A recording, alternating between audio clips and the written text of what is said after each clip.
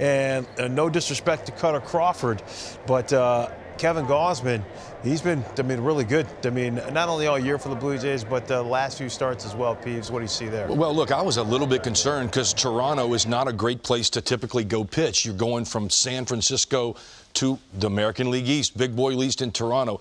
This guy answered the bell. His first 31 innings of the season, we didn't have any walks. You're striking out. You're going to see, this is early in his career, and he just struggled with his fastball location. And we talked about what DeGrom did, and repeating your delivery is important. You see here falling off and just struggling. But that split, Pedro, it's always been there, and it's been a swing and miss pitch. But it goes back to commanding the fastball. And when you command the fastball and throw it up, you look at this. Perfectly executed down and away. You're throwing the ball up at the top of the zone. And when guys have to honor and get on that fastball, you now throw this split that they have no chance, and you see that. The split finger looks just like the fastball coming out of his hand, and it's just been the difference. Kevin Gausman has the best strikeout to walk ratio, 22 walks in 23 innings. You see he's used his fastball less and the splitter more. When you got something that has a 45% whiff rate, guys swing and miss 45% of the time, you throw it more. Nice job, Kevin, right there. In the usage, again, you use what's working more, you have a little bit better fastball command, you have a good Kevin Gausman doing what he's doing for Toronto.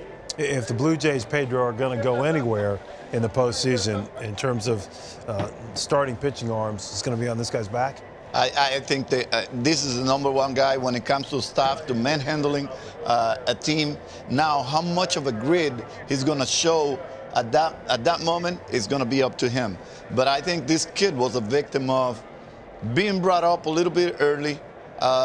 He was a little bit of a late bloomer. Once he was left out there to actually go through the struggles and navigate situations, he started trusting what he has. He started trusting what he could repeat out there.